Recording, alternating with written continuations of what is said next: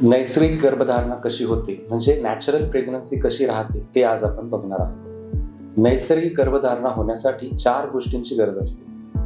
पहिली, स्त्रीबीज जे अंडाशयातून म्हणजेच ओव्हरीतून येतं.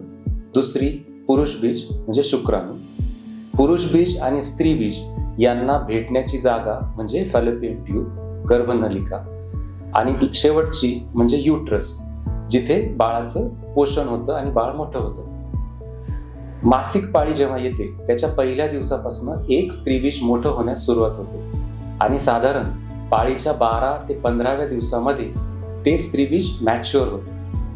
ते त्याच्या कोशामधनं बाहेर येतं. या प्रक्रियेला म्हणतात ओव्ह्युलेशन. ओव्ह्युलेशन झाल्यानंतर हे स्त्रीबीज जे बाहेर येतं ते अतिशय सूक्ष्म असतं, ते डोळ्यांनी दिसत नाही. या स्त्रीबीजाला फॅलोपियन ट्यूब कॅप्चर करते आणि त्या फॅलोपियन ट्यूबमध्ये असलेल्या तंतूंच्या साहाय्याने त्याला फॅलोपियन ट्यूबमध्ये पुढे ढकलते. याच वेळेस जेव्हा संबंध येतात तेव्हा शुक्राणू योनी मार्गामध्ये डिपॉझिट होतात. शुक्राणू लाखोंच्या संख्येने असतात आणि त्यांना चालता येतं. सो ते युट्रसच्या मार्गाने फॅलोपियन ट्यूबमध्ये जाऊन पोहोचतात.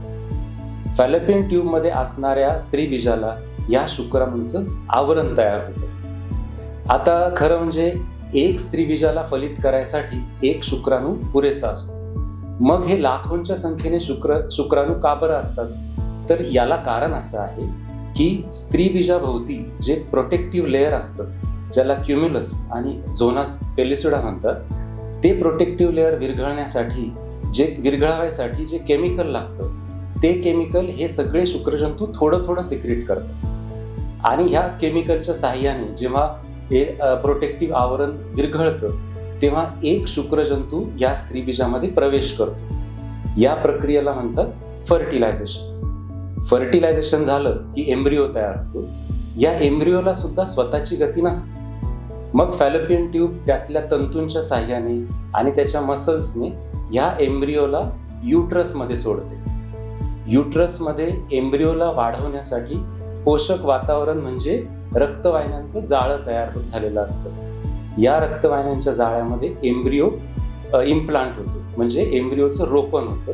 याला म्हणतात इम्प्लांटेशन. इम्प्लांटेशन झाल्यानंतर एम्ब्रिओची वाढ होते आणि 9 महिन्याचं बाळ तयार होतं. अशा प्रकारे नैसर्गिक प्रेग्नन्सी राहते. ज्यावेळेस नैसर्गिक प्रयत्न केल्यानंतरही प्रेग्नन्सी राहत नाही त्याला आपण इन्फर्टिलिटी म्हणतो.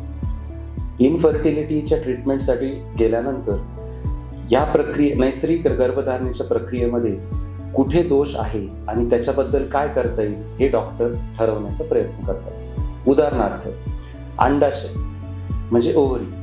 ओव्हरीमध्ये स्त्रीबीज कसं तयार होतंय, किती स्त्रीबीज तयार होत आहेत हे सोनोग्राफीवर बघता येतं. त्यांची क्वालिटी सुधारवण्यासाठी औषधं देता येतात आणि आहारात काही बदल करावे लागतात. फॅलोपियन ट्यूब मोकळी आहे का हे बघण्यासाठी एक्सरे करता येतो. तसेच ती मोकळी नसेल तर पोटात दुर्बीण टाकून म्हणजे लॅप्रोस्कोपी करून त्याचं कारण शोधता येतं, ती का बंद आहे आणि ती ओपन करण्याची ट्रीटमेंट करता येते. नंतर येतं युट्रस.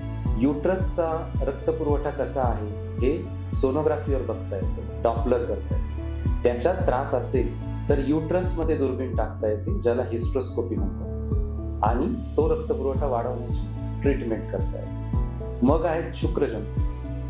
शुक्राणूंमध्ये काय त्रास आहे ते मायक्रोस्कोप खाली बघता येतं. त्यांची गती आणि त्यांची संख्या बघता येते आणि त्याच्यात त्रास असेल तर त्याची औषधं देता येतात. आता ह्या सगळ्या टेस्ट एकाच वेळेस करण्याची गरज नसते, कारण जेव्हा डॉक्टर तुमचं वय, तुमचे मेन्स्ट्रुअल हिस्ट्री, तुम्हाला मेन्सेसमध्ये काय त्रास होतो या सगळ्यांची माहिती घेतात आणि मग कोणती टेस्ट आधी करायची आणि कसं स्टेप बाय स्टेप पुढे जायचं हे ठरवतात. त्याच्यामुळे गर्भधारणेसाठी जी ट्रीटमेंट करावी लागते ती स्पेशालिस्टकडे जाऊन तुमचं इव्हॅल्युएशन झालं तर ती योग्य प्रकारे करता येते.